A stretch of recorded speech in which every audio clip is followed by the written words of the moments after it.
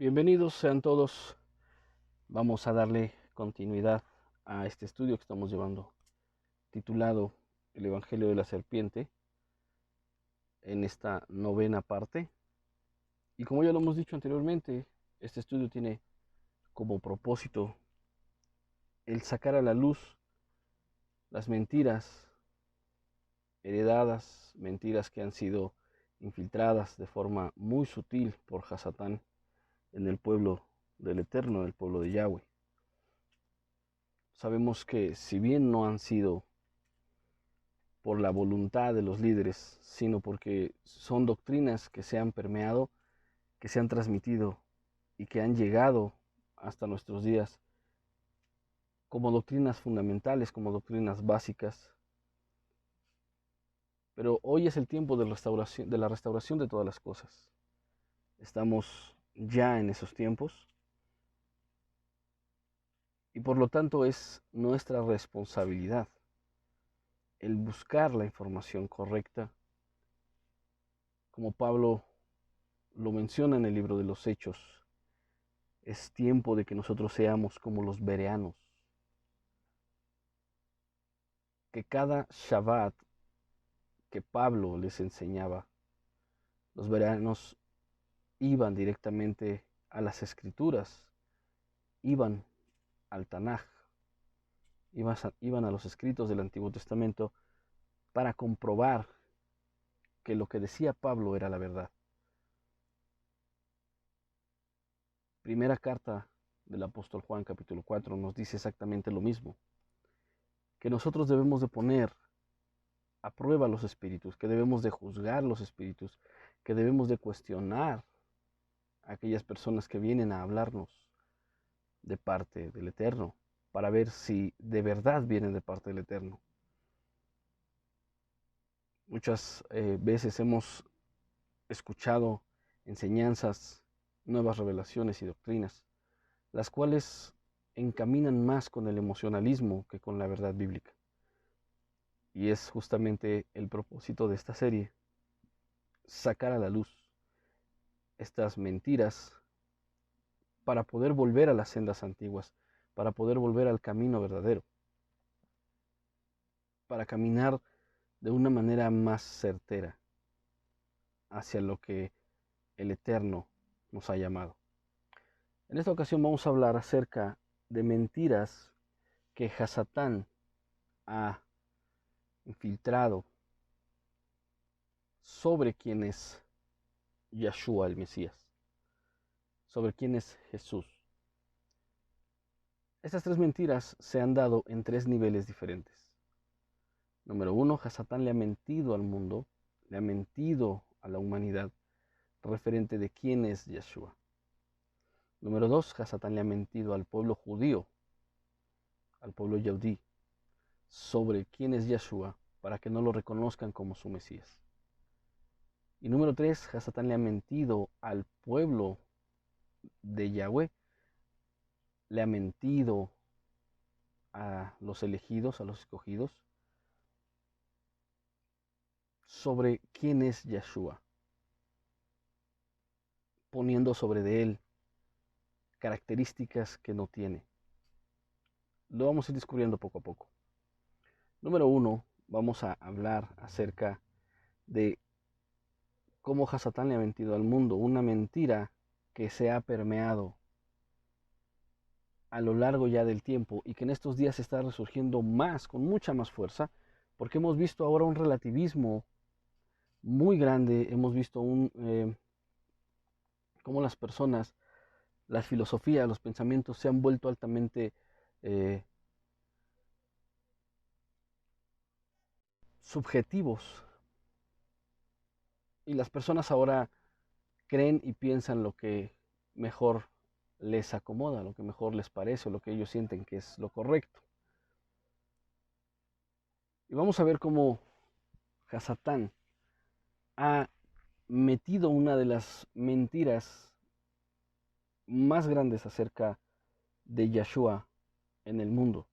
Y esta es que Yeshua o Jesús realmente no existieron, realmente no es una persona real, simple y sencillamente es un personaje ficticio, el cual se utilizó o se utiliza para darle a las personas un mensaje de esperanza, simplemente. Pero que realmente Él nunca existió como una persona física en este mundo. Para eso nosotros tenemos dos caminos para alcanzar la verdad. Número uno, tenemos el método científico. Pero este método no se puede aplicar en este caso. Para poder conocer la verdad de muchas otras cosas, el método científico es aplicable, ya que este método se basa en la experimentación. Pero no podemos experimentar con la existencia de una persona de hace muchos años atrás. No podemos replicar, no podemos duplicar a esa persona. Por lo tanto, el método científico lo vamos a descartar. Y el otro camino que nos queda es el método legal. El método legal es aquel que está basado en testimonios, testimonios de gente que nos va a dar un respaldo. Y como dice la palabra, por la boca de 2 o 3 testigos, todo asunto debe quedar resuelto. Entonces, en este momento nos vamos a convertir nosotros en fiscales y vamos a traer al estrado a varios testigos no creyentes, gente que no practicaba la fe en Yeshua, en el Mesías, gente que, si bien no todos, pero la mayoría ni siquiera eran judíos, eran paganos, eran gentiles, muchos de ellos eran del pueblo romano. Y vamos a ver qué es lo que ellos dicen, porque son contemporáneos, es gente de tiempos antiguos, de aproximadamente el siglo I, muy cercanos a las evidencias observables acerca de Yeshua. Nuestro primer testigo, que vamos a llamar al estrado, es un historiador judío romanizado. Él es Flavio Josefo, quien recoge en el texto conocido como Testimonium Flavianum de su libro Antigüedades Judías una referencia a Yeshua, que si bien muchos piensan o creen que fue una referencia retocada con el paso del tiempo, se considera auténtica.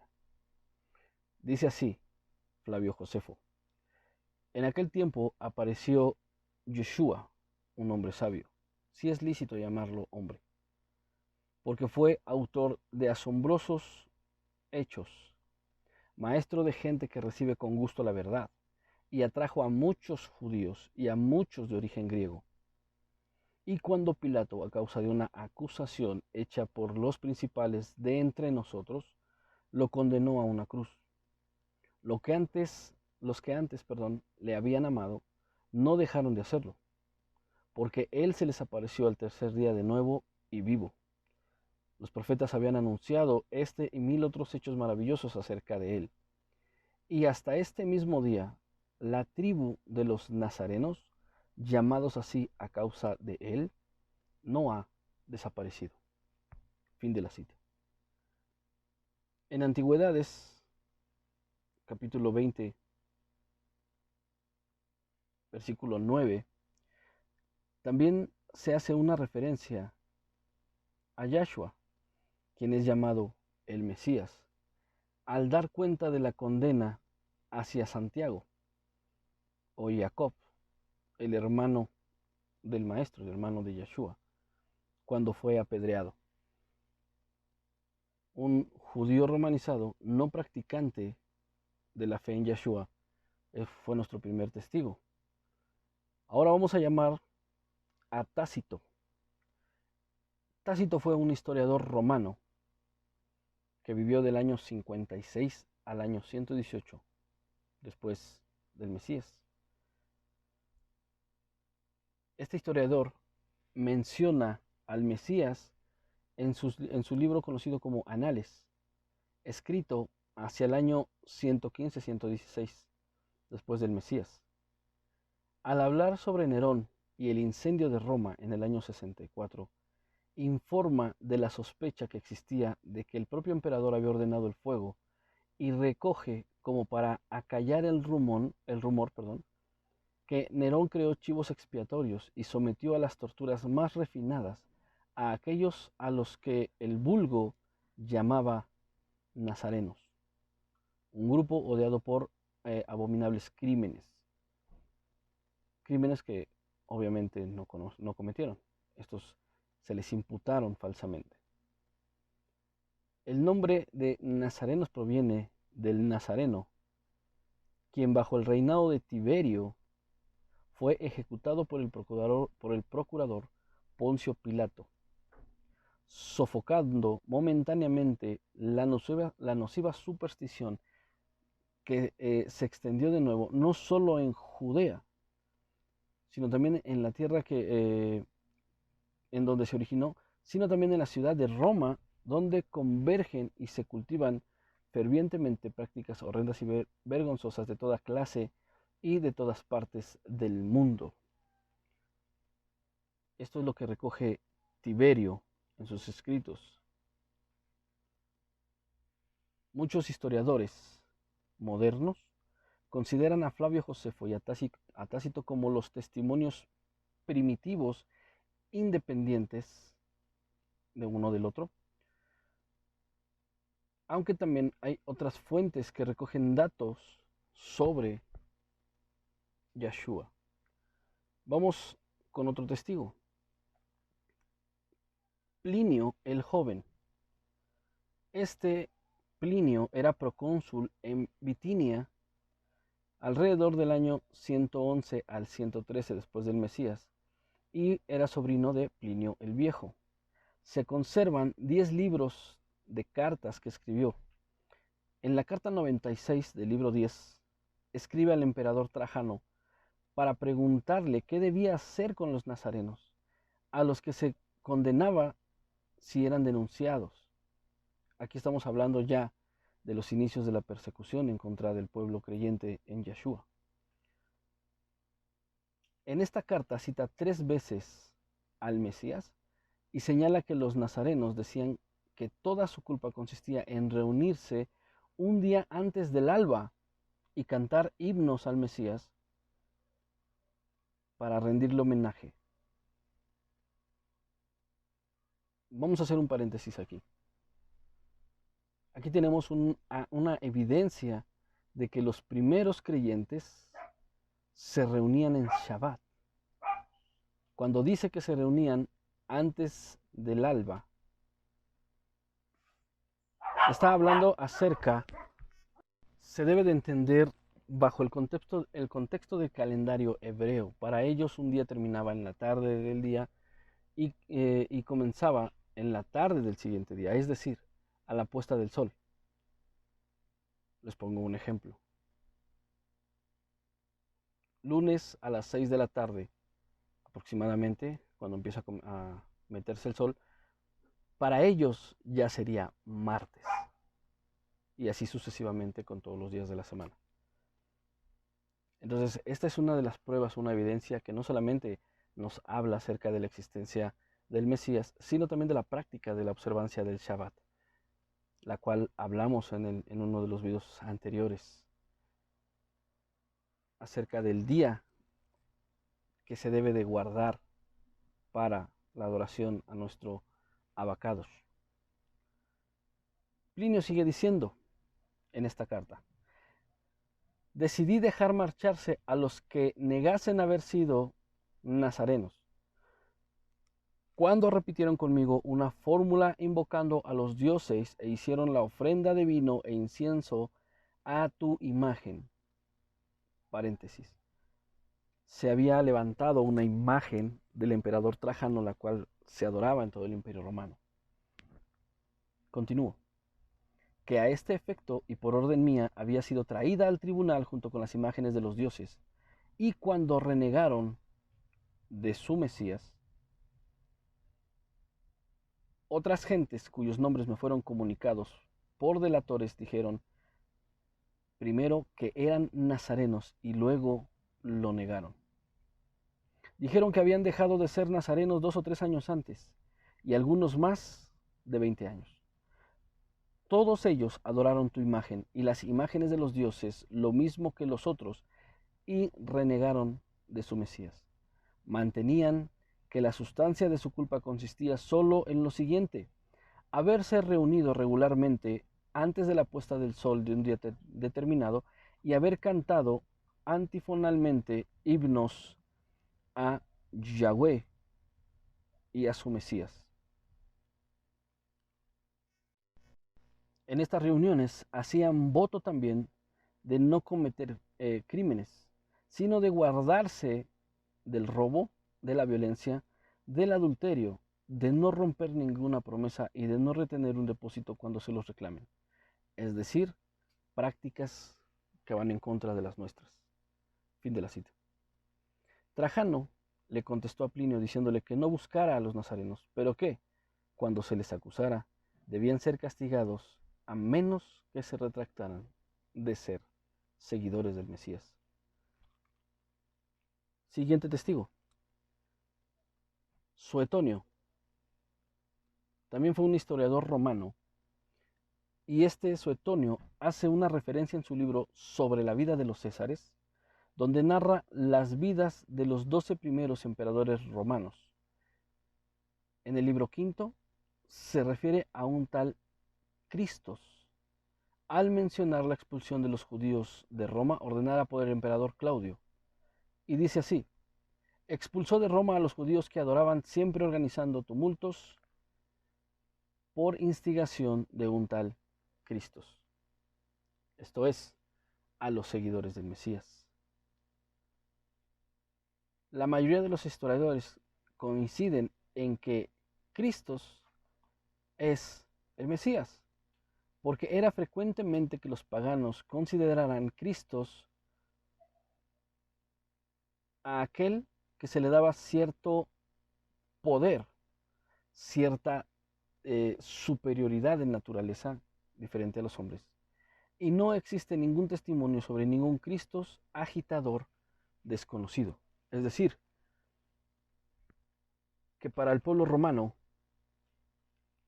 esto se estaba levantando y era considerado como una agitación. El hecho de que la fe en el Mesías hebreo, en el Mesías judío, se empezara a esparcir, para ellos era considerado como una agitación, era considerado como una revuelta. Por lo tanto, no se había conocido a nadie al cual se le diera el título de Cristo que hiciera esto,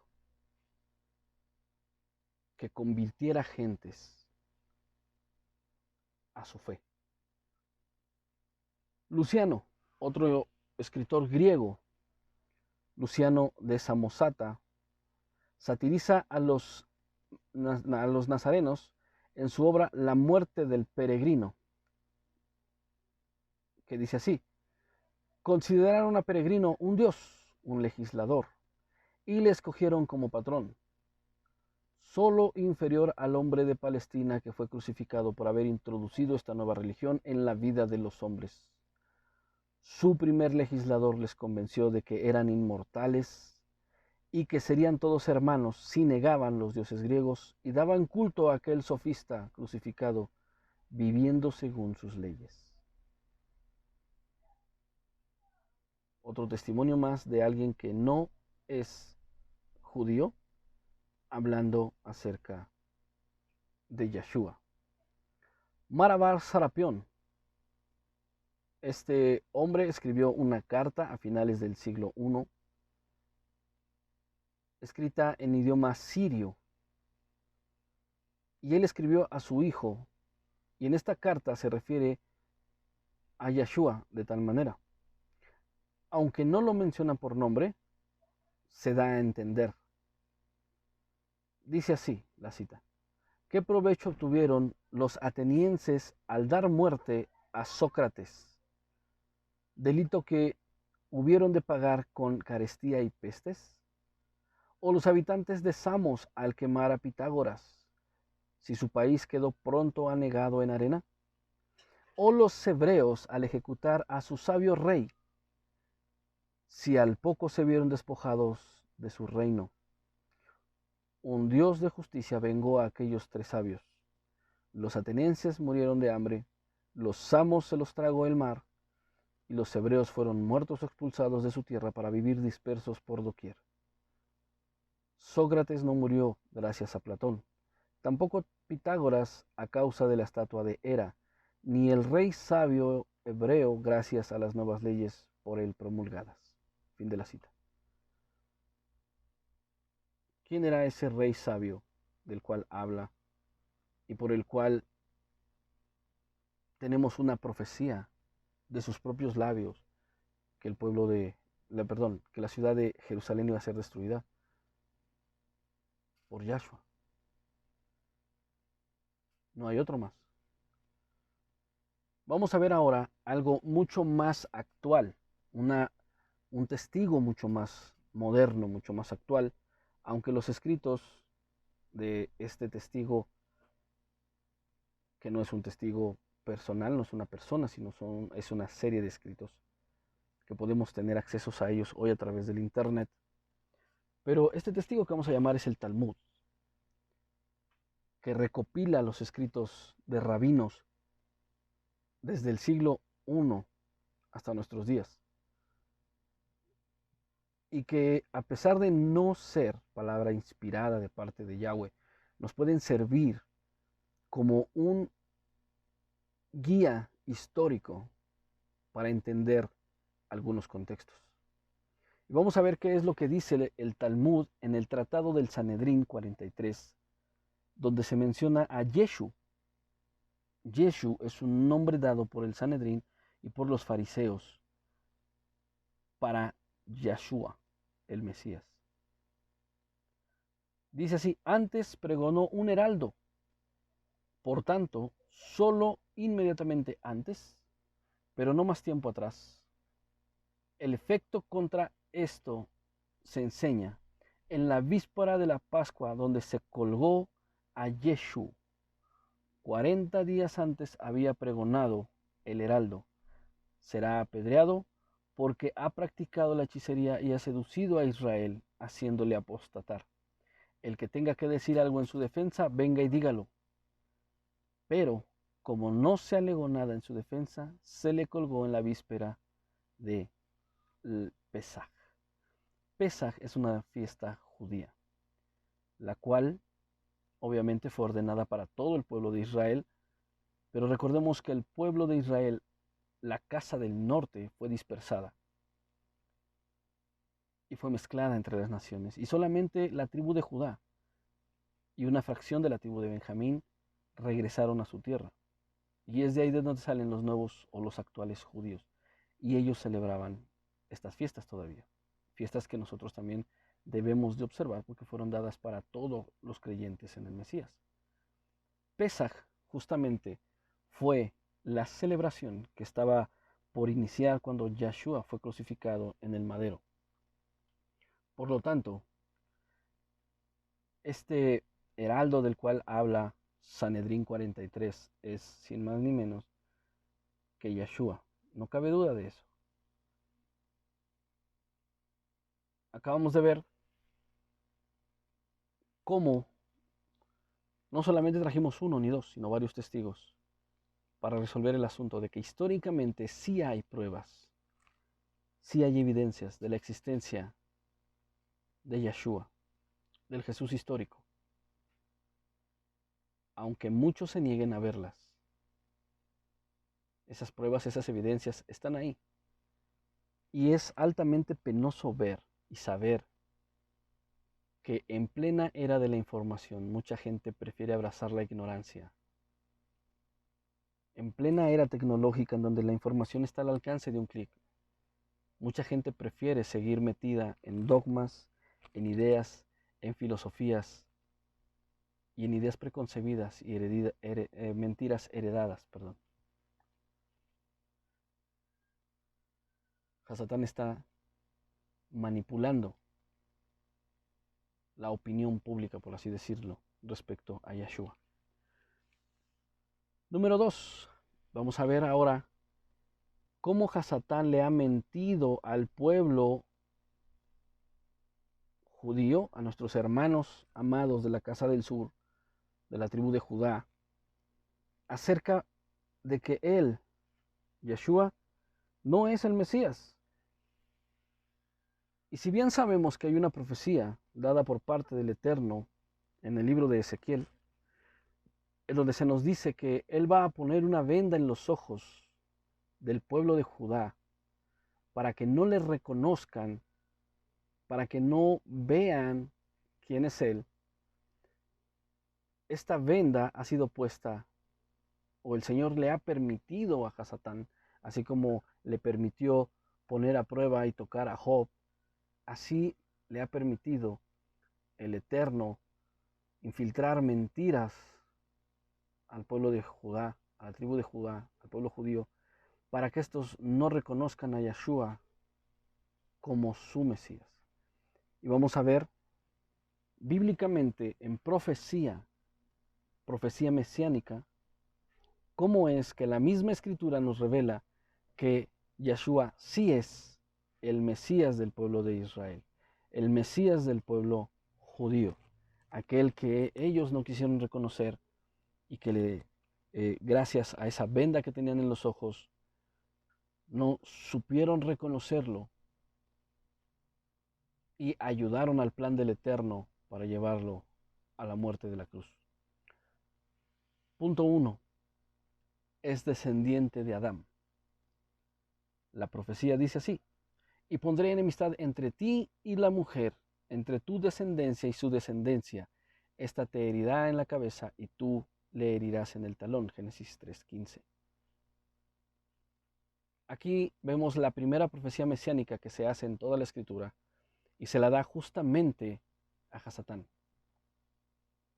Esta profecía habla precisamente de que un nacido de mujer únicamente, sin la ayuda de un varón, esto es, sin relación sexual, el nacido de una mujer y solo de mujer sería quien pisara la cabeza de Hasatán, no sin antes padecer, como dice la profecía, y tú le herirás en el talón.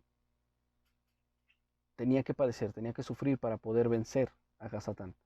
Y vamos a ver que el cumplimiento de esta profecía lo vemos en Lucas 3:38, donde se nos confirma su descendencia. Lucas 3:38 dice: hijo de Enos, hijo de Set, hijo de Adán, hijo de Elohim. Vemos que Lucas nos habla una genealogía en retrospectiva, es decir, desde el más actual hasta el primero de la descendencia. Va hacia atrás, por así decirlo, la genealogía de Lucas. Y aquí se nos confirma que Yeshua es hijo de Adán, hijo de Dios. Otra profecía era que tenía que ser descendiente de Abraham. Génesis 18:18, habiendo de ser Abraham una nación grande y poderosa, en que en él han de ser benditas todas las naciones de la tierra. Por medio de Abraham, su descendiente bendeciría a todas las naciones de la tierra. Mateo 1:1 nos dice la siguiente genealogía. Libro de la genealogía de Yeshua, el Mesías, hijo de David, hijo de Abraham. Tenía que ser de la descendencia de Isaac. La profecía dice así: y Dios respondió: ciertamente Sara tu mujer te dará un hijo y llamarás su nombre Yitzhak. Yo conformaré mi pacto con él como pacto perpetuo para su descendencia después de él. Génesis 17:9. Lucas 3:34 nos da la confirmación. Hijo de Jacob, hijo de Yitzhak, hijo de Abraham, hijo de Tare. Tenía que ser también hijo de Jacob. Números 24:17. Yo lo veré, pero no ahora. Lo contemplaré, pero no de cerca. Una estrella saldrá de Jacob. Se levantará un cetro en Israel. Aplastará las sienes de Moab y los cráneos de todos los hijos de Set. Números 24:17. Lucas, la misma cita anterior, Lucas 3:34, nos da esa confirmación. Era hijo de Jacob, o de Jacob, hijo de Yitzhak, hijo de Abraham, hijo de Taré. Vamos viendo que cada vez se va cerrando y se va poniendo más específica la profecía. Tenía que ser hijo de Adán, pero mucha gente desciende de Adán. Tenía que ser hijo de Abraham. Hay muchas naciones nacidas de la simiente de Abraham. Ok. Entonces el Mesías tiene que ser de Isaac. Pero de Isaac salieron dos pueblos, Jacob y Esaú. Ok, vamos a ponernos más específicos. Tiene que ser hijo de Jacob. Pero Jacob tuvo 12 hijos. Ok, va a ser de la tribu de Judá, uno de los hijos de Jacob. Génesis 49:10. El cetro no será quitado de Judá, ni la vara de autoridad de entre sus pies, hasta que venga Silo, y obedecerán los pueblos. La palabra Silo quiere decir en el hebreo aquel que es prometido. Este cumplimiento lo vemos en Lucas 3:33. Hijo de Aminadab, hijo de Admin, hijo de Arni, hijo de Gerson, hijo de Fares, hijo de Judá. Pero esto se pone aún más específico. El Señor va haciendo la profecía cada vez más específica. Tenía que nacer en Belén, porque Judá también tuvo varios hijos. Ok, tenía que nacer en Belén. Así como dice Miqueas 5:2. Pero tú, oh Belén Efrata, aunque eres pequeña entre las familias de Judá, de ti me saldrá el que será el gobernante de Israel, cuyo origen es antiguo desde los días de la eternidad. Mateo 2:21. Yeshua nació en Belén de Judea en los días del rey Herodes, y he aquí unos sabios vinieron del oriente a Jerusalén. Ok, pero en Belén nació mucha gente. Ok, tiene que ser descendiente del rey David. Jeremías 33:15. En aquellos días y en aquel tiempo haré brotar para David un retoño de justicia, que practicará el derecho y la justicia en la tierra. Mateo 1:1. Libro de la genealogía de Yeshua, hijo de David, hijo de Abraham. Lucas 1:32. Este será grande y será llamado Hijo del Altísimo, y el Señor le dará el trono de su padre David. Aquí está hablando de Yeshua. Será llamado el Cordero de Dios. Génesis 22:7-8. Entonces Isaac dijo a Abraham su padre: Padre mío. Y él respondió: heme aquí. Isaac le dijo: he aquí el fuego y la leña, pero ¿dónde está el cordero para el holocausto? Abraham respondió: Dios mismo proveerá el cordero para el holocausto, hijo mío. E iban los dos juntos. Aquí estamos, es la historia de cuando Abraham iba a sacrificar a Isaac por petición del Eterno para ponerlo a prueba acerca de la fidelidad y del amor de Abraham hacia el Eterno. Juan 1:29. Al día siguiente, Juan vio, o Yohanan el inmersor, Juan el Bautista, vio a Yeshua que venía hacia él y dijo: he aquí el Cordero de Dios que quita el pecado del mundo. Identificado como el Cordero. También se dice que un precursor que vendría en el espíritu de Elías, es decir, no era Elías, no era el espíritu de Elías, sino con el espíritu de Elías, es decir, en la misma actitud y en el mismo carácter que tenía el profeta Elías, tendría que venir a preparar su camino. Vamos a ver Malaquías 4:5. He aquí yo envío al profeta Elías antes de que venga el día del Señor grande y temible. Marcos 9:11 al 13. Le preguntaron diciendo, ¿por qué dicen los escribas que es necesario que Elías venga primero? Él les dijo, a la verdad Elías viene primero y restaurará todas las cosas, y, como está escrito acerca del Hijo del Hombre, que padezca mucho y sea menospreciado. Sin embargo, les dijo que Elías ya ha venido, e hicieron con él todo lo que quisieron, tal como está escrito de él, perdón. Aquí está hablando de Juan el Bautista. Juan el Bautista es aquel que vino en el espíritu de Elías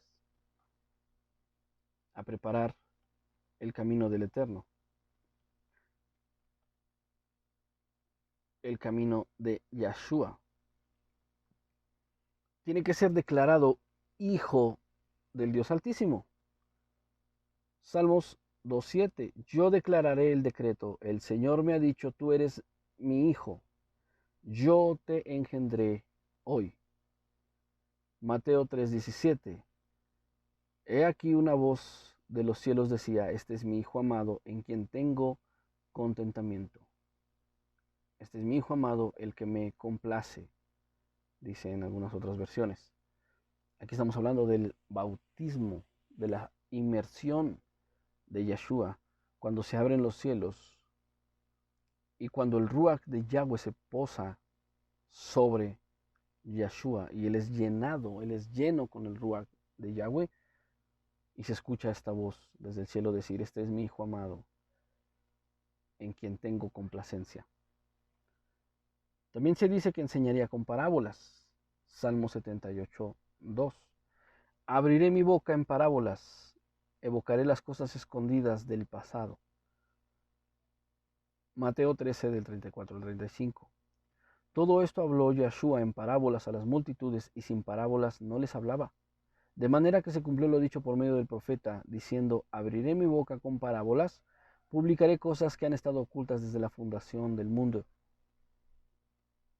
Yeshua, la gran mayoría de los escritos que tenemos, hablaba en parábolas.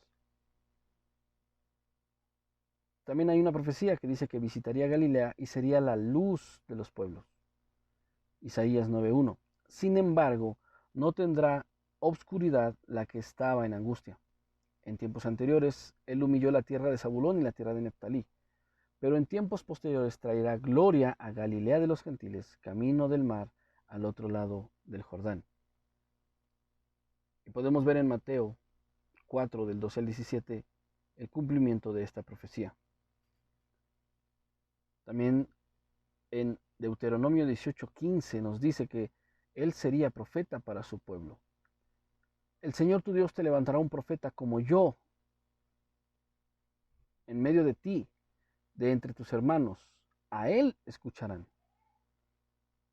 Juan 6:14 nos dice, entonces cuando los hombres vieron la señal de Yeshua, señal que él había hecho, decían, verdaderamente este es el profeta que ha de venir al mundo, refiriéndose a lo que Moisés había enseñado.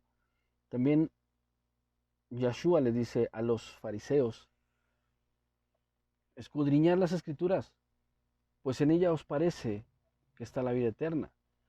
Escudriñadlas porque ahí Moisés habla de mí, refiriéndose a este versículo. Isaías 35:5 nos dice también que daría vista a los ciegos y abriría los ojos de los sordos. Entonces serán abiertos los ojos de los ciegos y los oídos de los sordos se destaparán. Mateo 11 del 4 al 5 nos dice, y respondiendo Yeshua les dijo, vayan y hagan saber a Juan las cosas que oyen y ven. Los ciegos ven, los cojos andan, los leprosos son hechos limpios, los sordos oyen, los muertos son resucitados y los pobres se les anuncia las buenas nuevas del reino. Yeshua cumple todas estas profecías a la perfección. Se dice que sanaría a muchos enfermos, Isaías 53:4.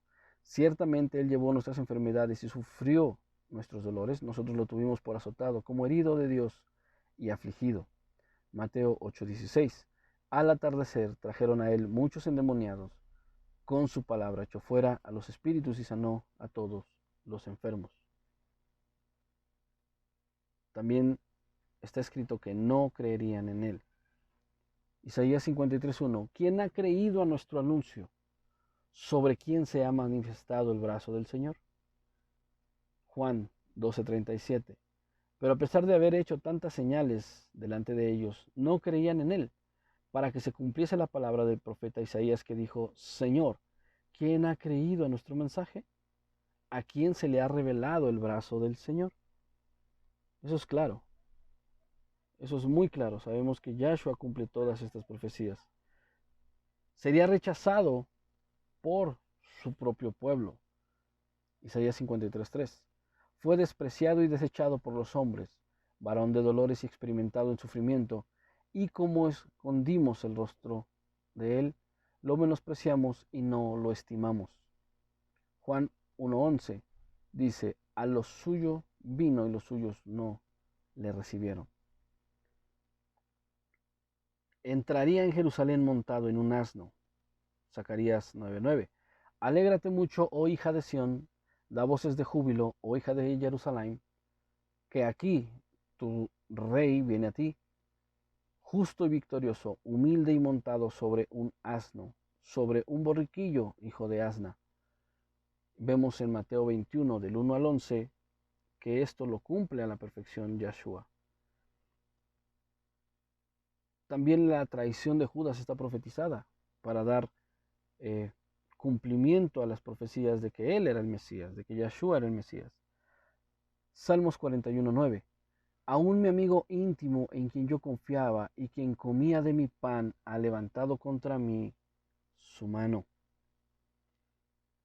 Marcos 14:10 dice: entonces Judas Iscariote, uno de los 12, fue a los principales sacerdotes para entregar al Mesías. Nos da la cantidad exacta por la cual sería vendido: 30 piezas de plata. Zacarías 11:12. Les dije: si les parece bien, denme mi salario, si no, déjenlo. Y pesaron por salario mío 30 piezas de plata. Mateo 27, del 3 al 10, nos confirma esta profecía. También está profetizado el que los discípulos lo abandonarían.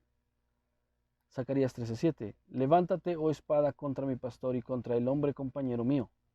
Dice el Señor de los ejércitos: heriré al pastor y se dispersarán las ovejas, y volveré mi mano contra los pequeños.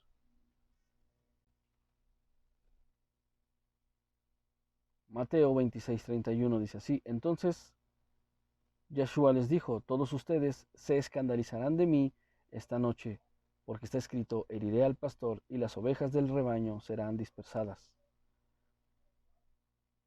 En el versículo 56 dice lo siguiente: pero todo esto ha ocurrido para que se cumplan las escrituras de los profetas. Entonces todos los discípulos le abandonaron y huyeron. Una profecía más: callaría ante sus acusadores. Isaías 53:7. Él fue oprimido y afligido, pero no abrió su boca. Como un cordero fue llevado al matadero, y como una oveja que enmudece delante de sus esquiladores, tampoco él abrió su boca. Isaías 53:7. Mateo 27:12 al 14. Y siendo acusado por los principales sacerdotes y por los ancianos, no respondió nada. Entonces Pilato le dijo: ¿no oyes cuántas cosas testifican contra ti? Él no le respondió ni una palabra, de manera que el procurador se maravilló mucho. Echarían a suerte su ropa. Salmo 22:18. Reparten entre sí mis vestidos y sobre mi ropa echan suertes. Mateo 27:35. Cuando le hubieron crucificado, repartieron entre sí sus vestidos, echando suertes, para que se cumpliese lo dicho por el profeta: repartieron entre sí mis vestidos y sobre mi ropa echaron suertes. Vemos que Yahshua cumple a la perfección todas estas profecías, y entre muchas más muchas más. Nos llevaríamos mucho tiempo decir cada una de las profecías. Hemos dicho las principales profecías acerca de que Yahshua es el Mesías profetizado en el Tanaj, en el Antiguo Testamento, el Mesías judío, el cual hasta el día de hoy Hasatán ha logrado que no se le reconozca por la tribu del sur, por la tribu de Judá. Y es por eso que nosotros tenemos, como dice la Escritura, como dice Pedro, tenemos la profecía más exacta para poder comprobar que Yahshua HaMashiach, realmente fue el ungido, realmente fue el Cordero profetizado que había de venir, fue el Mesías profetizado en cada una de las partes de la Escritura, en cada parte de la Tanaj, que habría de nacer de la tribu de Judá. Indudablemente. Por último, vamos a ver la tercera mentira o el tercer nivel en el cual Hasatán ha estado engañando al pueblo de Israel, al pueblo elegido, a los ungidos, a los salvos. Y vamos a ver que también aquí hay tres formas en las cuales Hasatán ha estado engañando al pueblo elegido, al pueblo redimido del Eterno, en tres niveles acerca de Yahshua. El primer nivel, o la primera cosa en la que le ha estado mintiendo al pueblo redimido, es que ha tratado de esconder el nombre Kadosh, el nombre santo de Yahshua, cambiándolo en una traducción poco certera en la traducción, o más bien nada certera en la traducción, haciendo que se pierda el significado real, el significado hebreo, el significado básico del nombre de nuestro Mashiach. Primeramente vemos que en la crucifixión del Mesías, Pilato mandó colocar un letrero en la cabecera de la cruz, el cual contenía la misma inscripción en tres idiomas. Número 1 estaba en griego, número 2 estaba en latín y número 3 estaba en hebreo. Pero nos vamos a concentrar en el texto hebreo, ya que solamente ahí podemos darnos cuenta de el por qué querían esconder el nombre del Eterno, que estaba manifestado en el nombre de Yeshua. Cuando Poncio Pilato pone este cartel sobre la cabeza de la cruz, en el texto hebreo se lee una frase: Yeshua Natzare Ha Melech Ha Yaudí. Esto es Yeshua de Nazaret, rey de los judíos. Pero las primeras letras de cada palabra que estaba escrita ahí en el hebreo eran las letras Yod, Het, Bab, Hei. Las letras con las que se escribe el nombre del Eterno. Si nosotros tomamos esas primeras letras de cada frase, se forma la frase el nombre, de Yahweh. Cuando los sacerdotes se dieron cuenta de esto, le dijeron a Pilato: manda quitar ese cartel, manda quitar eso que está escrito ahí. Y Pilato les responde: lo que está escrito, escrito está. Y no mandó retirar el cartel. Tiempo después, cuando viene la resurrección y empieza a crecer el número de creyentes en Yeshua, los creyentes de que Yeshua era el Mesías, el Sanedrín hace otra jugada maestra para seguir ocultando el nombre, o para ocultar más bien el nombre verdadero de Yeshua, para que nadie le reconociera. Y es que le dan el nombre de Yeshua. El problema es que Yeshua no es un nombre propio. Yeshua es un adjetivo. Yeshua significa salvación, así tal cual. ¿Salvación de qué? De cualquier cosa. Pero es salvación. Y se ocultó el hecho de que Yahshua significa la salvación de Yahweh, porque Yahshua era el instrumento de salvación por el cual Yahweh iba a darle salvación a todos los creyentes, a todos los llamados, a todos los redimidos, por el nombre de Yahshua, porque dice que en el nombre de Yahshua se doblará toda rodilla. Y es por eso que se cambió y se le quitó, se trató de ocultar que en el nombre de Yahshua venía el nombre del Padre. La palabra Yah, si separamos por sílabas el nombre de Yahshua, sería Yahshua. Yah es la compactación del nombre de nuestro Elohim. Si vamos a los Salmos, vamos a ver cómo David dice, todo lo que respire, alabe a Yah. Si observamos los nombres de todos los profetas que están en la Escritura,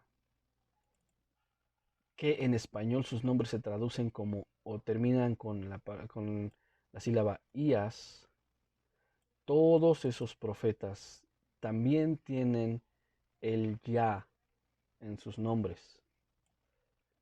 Como por ejemplo, tenemos a Mikyah, que es Miqueas. Tenemos a Tzfanyah, que es Sofonías. Secaryah, que es Zacarías. También tenemos a Yeshaya, que es Isaías. Yirmeyah, que es Jeremías. Tenemos a Osheya, que es Oseas. A Obadya, que es Abdías, Obadiah, se lee en otros, por ejemplo en inglés se dice Obadiah. Tenemos a Nehemia, que es Nemías. Pero vemos que todos estos profetas tienen la terminación ya, pero ellos tienen la terminación al final, tienen el nombre de ya al final de sus nombres, pero vemos que Yahshua lo tiene al principio. Es Yahshua.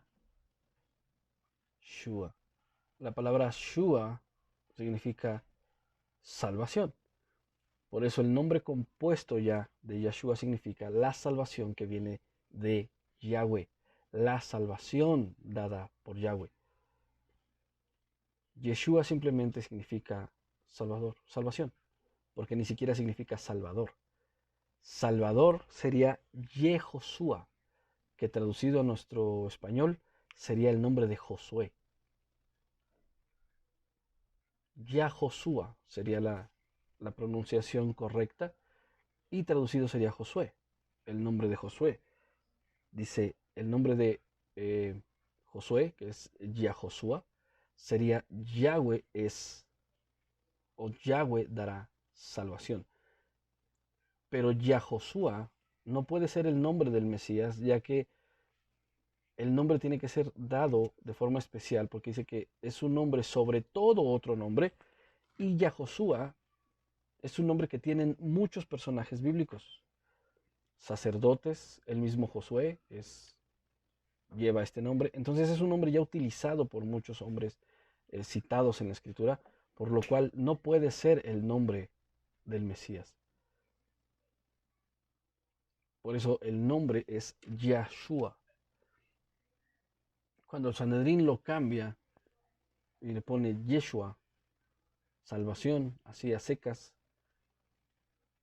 Mucha gente le empezó a conocer de esa manera.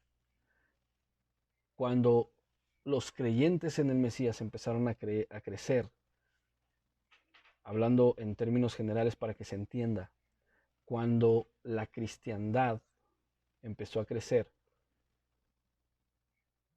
empezó a menguar el número de congregantes judíos y empezó a crecer de manera exponencial la feligresía de origen griego, de origen gentil, por así decirlo,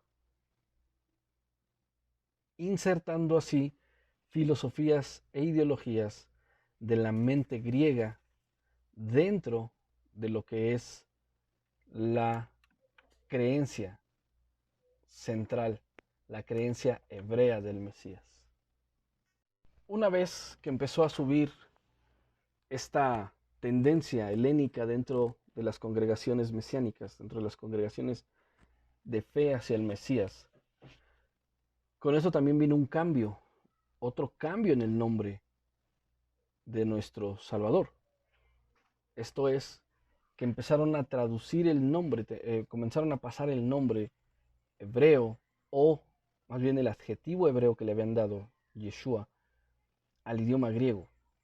Y al trasladarlo, se perdió gran parte o toda parte del significado original, ya que al griego se pasó como Yesous. Yesous se utilizó durante muchos años en el desarrollo de lo que hoy conocemos como la iglesia, aún en el pueblo romano se utilizó durante un tiempo. Posteriormente se pasó al latín, que era el idioma que utilizó la naciente Iglesia Católica Romana, y pasó al latín como Jesús. Y este nombre fue el que se utilizó durante casi 1000 años. Estamos hablando de alrededor del año 380 al año 400, hasta el año 1400, 1500 aproximadamente, cuando se introduce en Inglaterra la letra J, que al principio la letra J no sonaba como el sonido característico que tiene el día de hoy, sonaba como una I larga. Cuando se cambia esto, el nombre sonaría como Jesús. Y conforme fueron pasando los años, la J adquirió el sonido característico con el cual la identificamos el día de hoy, dando como resultado el nombre Jesús, que se le imputa el significado de salvación. Muchos dicen Jesús significa salvación, pero no significa la salvación que viene de Yahweh. Se ha perdido totalmente el significado original a través de las traducciones. Ahora, esto no lo digo yo, lo dice la Real Academia de la Lengua Española. Los nombres propios no se deben de traducir, se deben de transliterar, es decir, debemos utilizar aquellas vocales o consonantes pertenecientes a nuestro sistema de escritura que suenen lo más parecido al original. En este caso tendríamos que haber adaptado nuestras consonantes, nuestras vocales, para que el nombre sonara como debe de ser, Yeshua, y no traducirlo para que quedara como Jesús. Ahora, otra parte que es importante es la confusión que se ha creado. Este es el segundo engaño a raíz del cambio del nombre. El segundo engaño es que se ha mezclado y se ha confundido al Yeshua hebreo, al Yeshua original, al Mesías verdadero, con el Jesús grecorromano, con el Jesús filósofo griego. Si bien parte de la misma base, Jesús parte de Yeshua, tiene características diferentes. Una de esas características es que fundó una iglesia, según la misma Iglesia Católica.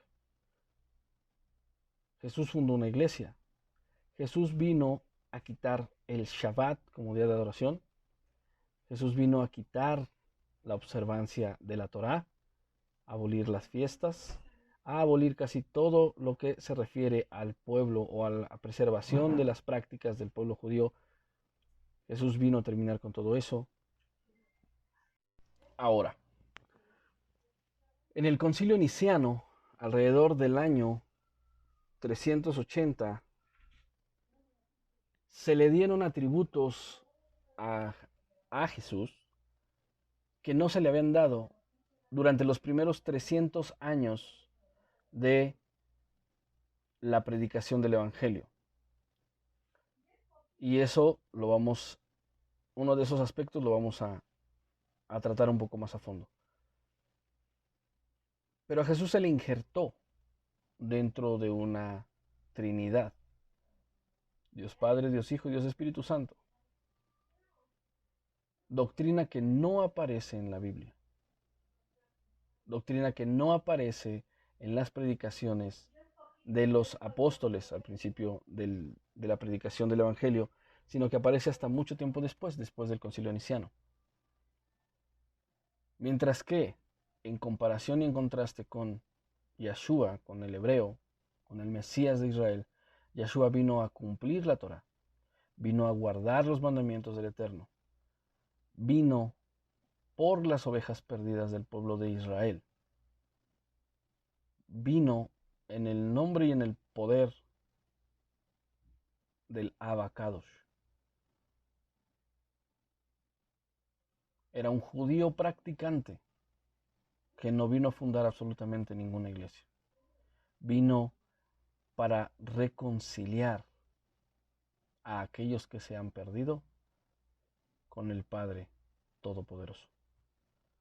Y por último, y aquí es donde voy a regresar acerca de uno de los atributos que se le dio a Yeshua en el nombre de Jesús por la Iglesia Católica en el Concilio Niceno alrededor del año 380, y es que a Yeshua se le dio el carácter o el atributo de Dios. Yeshua es divino porque su origen es divino, pero Yeshua, con todas sus letras, hay que decirlo, no es Dios. La Biblia no enseña eso por ninguna parte. ¿Y cómo lo vamos a demostrar? Muy fácil. Casi todas las Biblias católicas y protestantes, Juan 1.1 viene mal traducido, junto con otras versiones. Pero vámonos a una versión hebraica, a una versión que viene sacada de los textos hebreos. Juan 1.1 dice así en el Código Real: desde un principio era el Davar de Elohim, y aquel que era la Davar estaba siempre ante Elohim. Y el Davar, que ya existía, era la expresión misma de Elohim.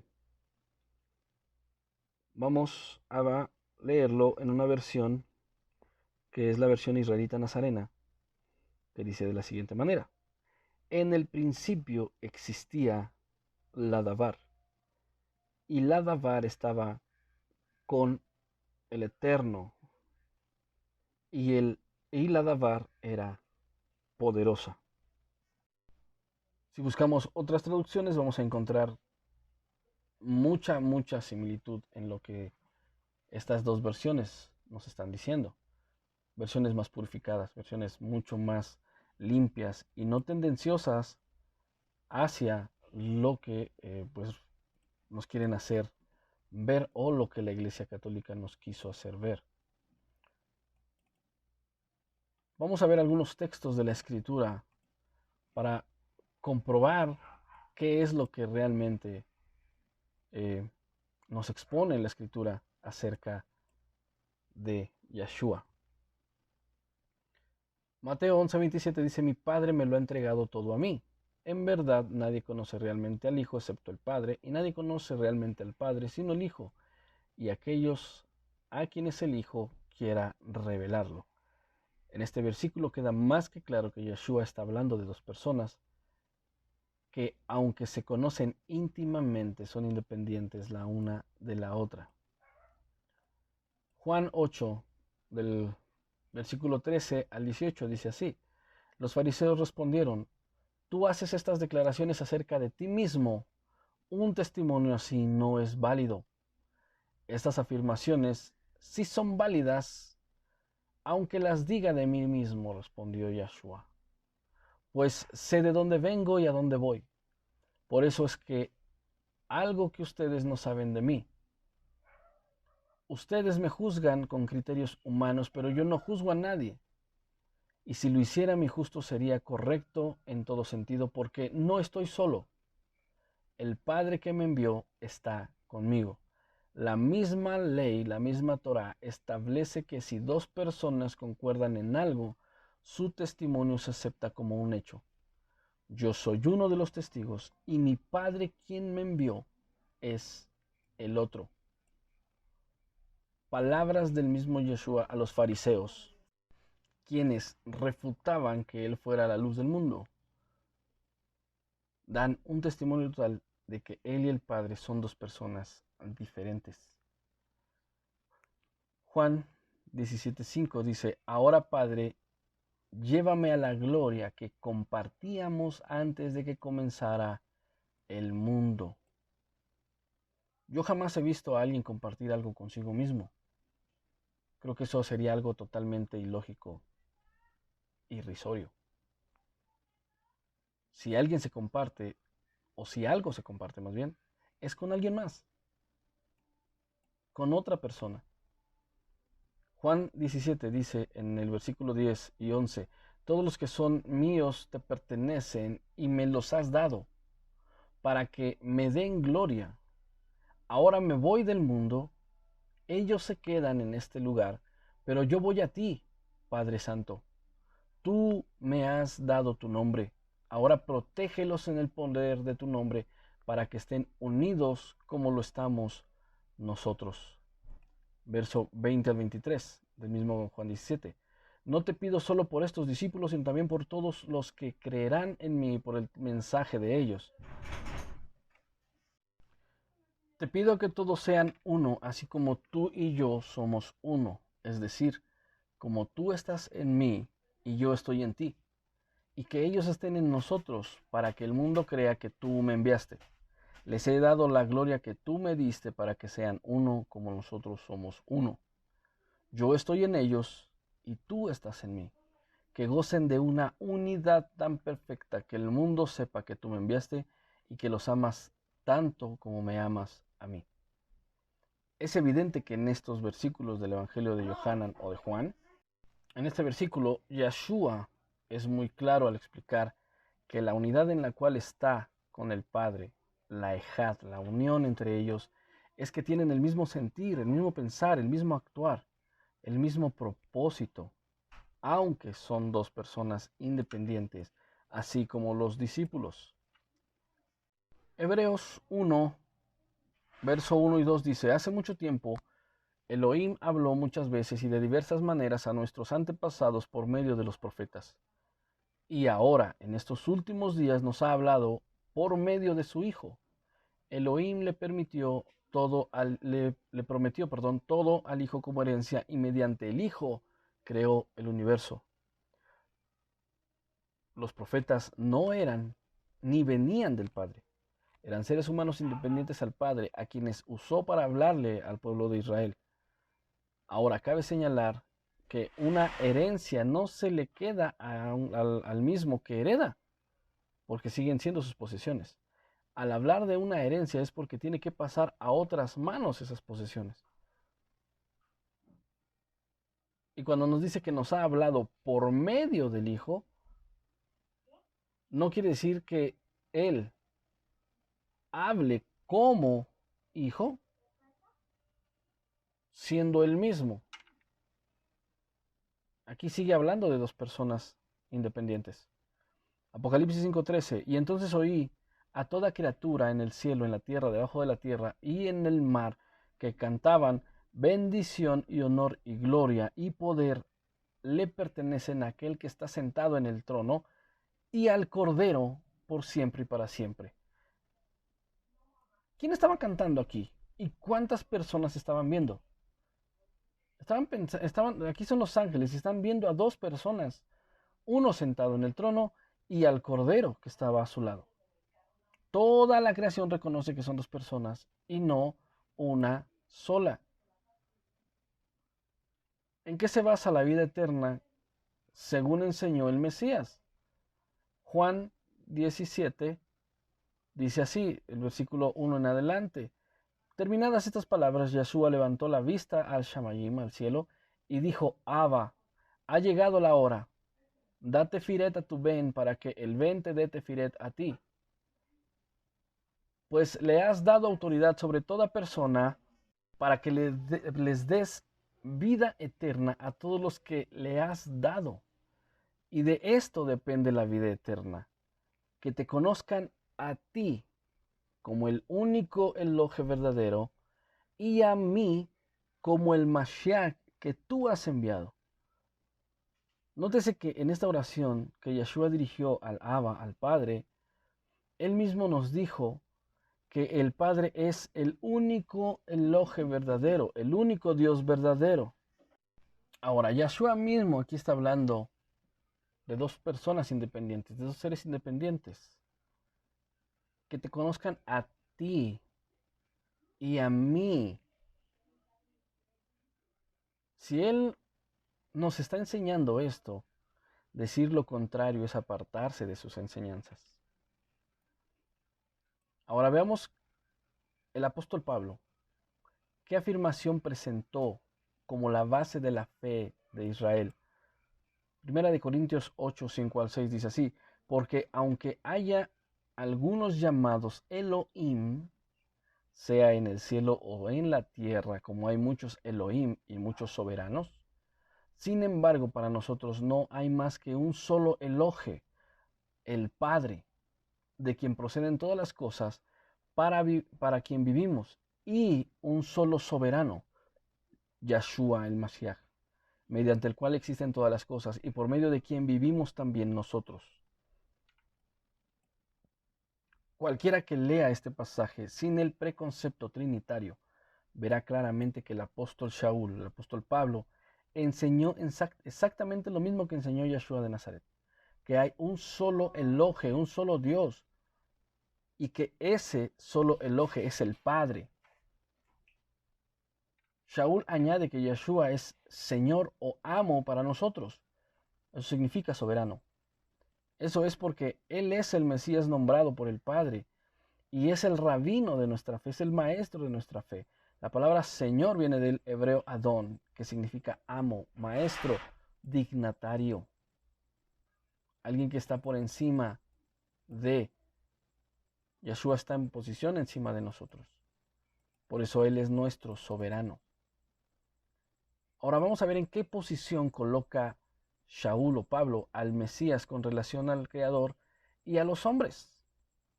Primera de Timoteo 2:5. Porque hay un solo Elohe y un solo mediador entre Elohe y los hombres, Yahshua Mashiach, hombre.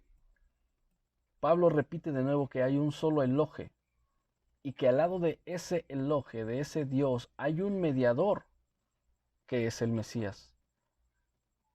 Nótese que aquí Pablo hace una distinción clara entre la persona que es Elohe y la persona que es el mediador entre ese Elohe y los hombres. Así que aquí se habla de tres entes. Número uno, Elohe, o Dios, el Padre Todopoderoso, el mediador y el hombre. De estos tres, el único Elohe verdadero es obviamente el Padre.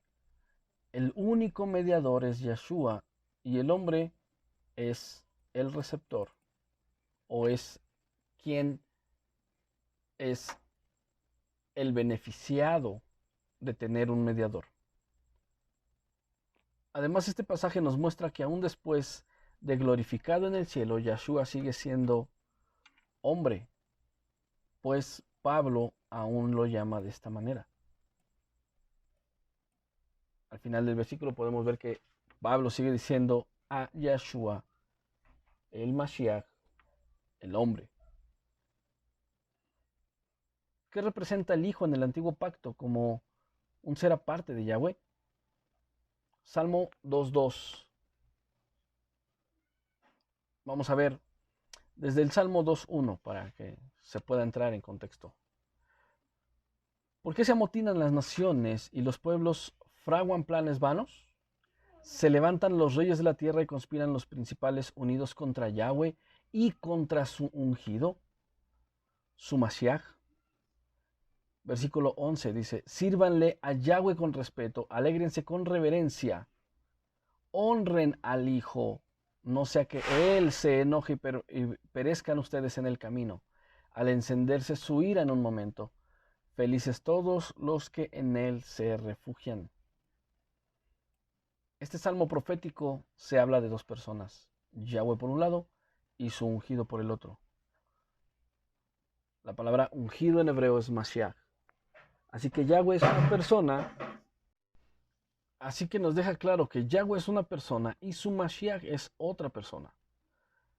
Confundirlos como si fueran la misma persona no es sana doctrina, sino que es contradecir lo que la Biblia expresa en términos claros y sencillos. Además, aquí se expresa que el Mesías es hijo de Yahweh. Esa relación de hijo es una relación espiritual.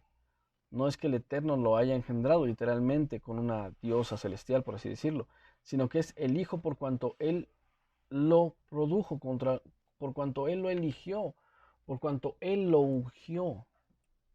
Ahora, ¿cuál es la relación que reconoce el apóstol Juan entre Yahweh y el Mesías?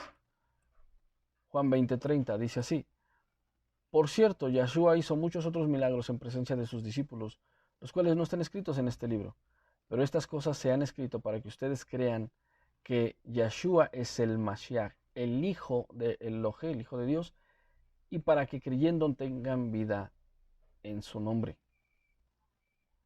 Este claro pasaje del apóstol Juan nos enseña tres cosas básicas. Número uno, que Yeshua es el Mashiach, o sea, el Rey ungido. Número dos, que Yeshua es el Hijo de Dios, el Hijo de Elohim. Y número tres, que creyendo esto acerca de él tendremos vida eterna. ¿Qué es lo que hay que creer sobre Yeshua? ¿Que es Dios? No, que es el Hijo de Elohim. Y si esto es lo que enseña una y otra vez la Escritura, que Yeshua es el Hijo de Elohim y por lo tanto es nuestro hermano mayor, no nuestro Dios, como pretenden muchos que se han apartado de las Escrituras. El mensaje de la Escritura es claro y siempre se entendió así en el siglo I y por varios tiempos después, hasta que nació la idea en el concilio niceno de que Yeshua es Dios. Pero ¿qué tal Pedro? ¿Qué tal Kefa? ¿Qué tiene Kefa que decirnos, otro apóstol? ¿Qué tiene que decirnos al respecto? Hechos 3:13 dice así, el Elohim de Abraham, de Isaac y de Jacob, el Elohim de nuestros padres ha glorificado a su siervo Yeshua, a quien ustedes entregaron y negaron en presencia de Pilato, cuando éste había decidido soltarlo. Ustedes rechazaron al santo y al justo y pidieron que les dieran a un asesino, mataron al príncipe de la vida, pero Yahweh lo resucitó de entre los muertos y de eso nosotros somos testigos. En este pasaje debería bastar para resolver toda la cuestión de quién es el Padre y quién es el Hijo. El apóstol Pedro, Kefa, dice aquí claramente que el Elohim de Abraham glorificó a su hijo Yeshua. Ahora bien, ¿quién es el Elohim de Abraham? Obviamente es Yahweh. Entonces la frase se pudiera parafrasear de la siguiente manera: Yahweh glorificó a su hijo Yeshua. De modo que aquí se hace cristalino y claro que Yahweh es el Padre, Yahshua es el Hijo, son dos personas distintas, Uno es el Padre, el Hijo es el otro, y no son lo mismo.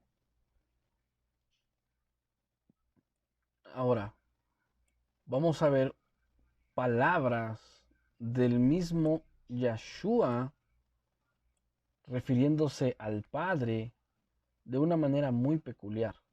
Apocalipsis 3:12. Al que venza, yo lo haré columna en el templo de mi Elohim y nunca jamás saldrá fuera.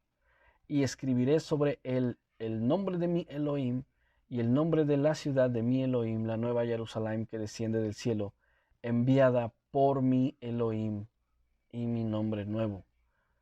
En este pasaje, en este solo versículo, podemos ver cómo Yeshua 4 veces nombra a el Padre como su Elohim, como su Dios. Hay predicadores que han leído este pasaje centenares de veces y todavía no lo han entendido. No han entendido que quien está hablando aquí es Yeshua, el Mesías, que se ha entronizado en el cielo a la diestra de su Padre. Pues ese Mesías glorificado en el cielo todavía llama a su Padre mi Elohim, o en lenguaje tradicional, mi Dios, 4 veces en este solo verso. De manera que Yahweh, el Padre, nuestro Dios, también es el Dios de Yeshua. Y no puede haber más que un solo Dios verdadero. Así que por esto es totalmente erróneo llamar a Yahshua Dios, así como muchos lo hacen equivocadamente. Ahora, regresando a Juan 1:1, para que todavía esto quede aún más claro todavía. Vamos a ver qué es lo que dice realmente Juan 1:1 dentro del contexto tanto hebreo como griego, para ver si realmente los textos originales nos dicen que Yeshua es Dios. En el hebreo dice de la siguiente manera: Bereshit haya hadavar, we hadavar haya het ha-Elohim, we Elohim haya hadavar. Esto es, en el principio estaba la palabra, y la palabra estaba junto al poderoso, y la palabra era poderosa. Podemos ver que hay dos formas en la forma hebrea Elohim, que aparece aquí en el hebreo. La primera es Ha-Elohim, que significa el poderoso, pero el poderoso con mayúscula. Y la segunda que vemos es We-Elohim, que es simplemente un poderoso, pero poderoso con P minúscula. Ahora vamos a ver cómo lo dice en el griego. En el griego nos dice en argegen hologos, kai hologos en prostosteon, kai teos en logos. El traducido sería: en el principio era el verbo, y el verbo era con el Dios poderoso. Y un Dios poderoso era el verbo. Pero tenemos que entrar a la gramática para entender cuál es la diferencia. Que el término tonteón que aparece en el hebreo hace referencia al Dios todopoderoso. Entrando en la filosofía o en la ideología de los griegos, Zeus sería ese Dios todopoderoso. Mientras que un kaiteos, un Dios poderoso, sería algo así como los dioses que están debajo de Zeus. La palabra teos que aparece en el griego, si nos vamos al Strong, al diccionario Strong,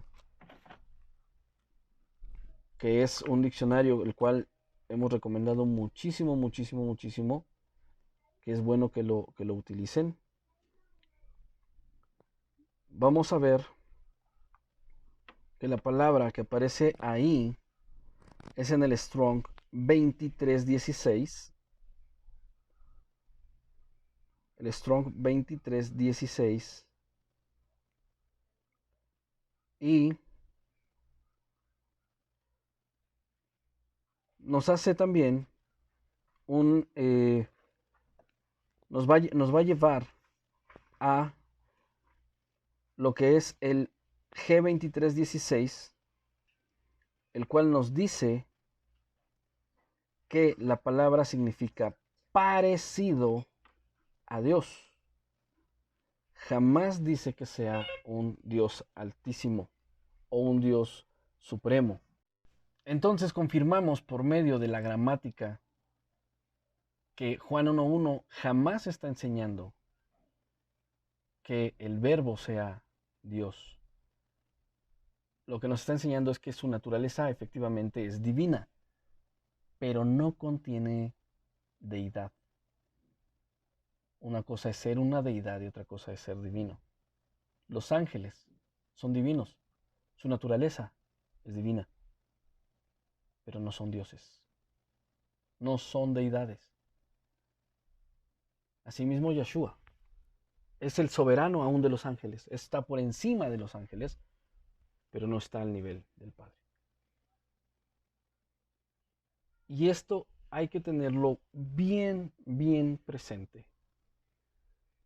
Hay un peligro en esto,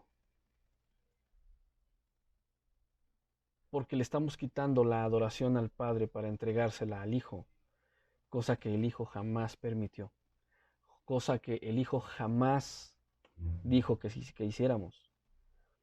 Él le entregaba toda la gloria al Padre, le entregaba todo al Padre. La adoración es hacia el Padre. La glorificación por el sacrificio que Él hizo, que Yeshua hizo, se la va a dar el Padre. Y nosotros tenemos que honrar eso, dar gracias por lo que Él hizo en la cruz. Pero solo al Padre debemos adorar. Eso es peligrosísimo, peligrosísimo, porque podemos caer en idolatría. Y de esa forma, Hasatán ha engañado al pueblo ungido, al pueblo elegido, al pueblo redimido, para ver a Yeshua o a Jesús con unos ojos que no se debe de ver. Tenemos que honrarlo, amarlo, respetarlo, darle honor, darle gloria por lo que Él vino a hacer en la cruz. Eso es innegable. Pero la adoración se le debe solo al Padre. Es por eso que el Shema es base en la filosofía y en la perspectiva hebrea. Shema Yisrael, Adonai Elohim, Adonai Echad. Escucha, oh Israel, el Señor tu Dios, el Señor es uno. La mentalidad griega es amante del politeísmo. A ellos les encanta la idea de tener muchos dioses, por eso su panteón es tan grande. Pero la mentalidad hebrea es monoteísta. Todo va dirigido hacia un solo Dios todopoderoso y creador de todo. Yeshua era hebreo, Yeshua era judío, Yeshua sabía el Shema y nos lo enseñó con su actitud. Si bien nunca lo citó y si bien no está registrado en sus palabras en las escrituras, como está citado en el libro de Deuteronomio, con su actitud y con su enseñanza nos demostró que él en su corazón y en su mente estaba presente el Shema. Siempre le dio la preeminencia al Padre. De esta manera, Hasatán nos ha engañado en estos tres niveles. Número uno, al mundo, diciéndole que Yeshua no ha existido como un personaje real. Número dos, al pueblo judío, para no verlo como su Mesías. Y al pueblo creyente, al pueblo de los redimidos de Israel, nos ha hecho ponerle características y cualidades que Él no tiene, haciéndonos apartar de la verdadera adoración que es al Padre. Si bien Yeshua, como lo dije anteriormente, merece honra, gloria, majestad, obediencia, fidelidad, la adoración es al Padre. Y también nos ha escondido su nombre verdadero para que no lo nombremos y para que en nuestros labios no honremos al Mashiach, no glorifiquemos al Mashiach de Israel con su nombre verdadero. Y nos ha dado un nombre tergiversado y un nombre traducido, el cual no representa el significado original.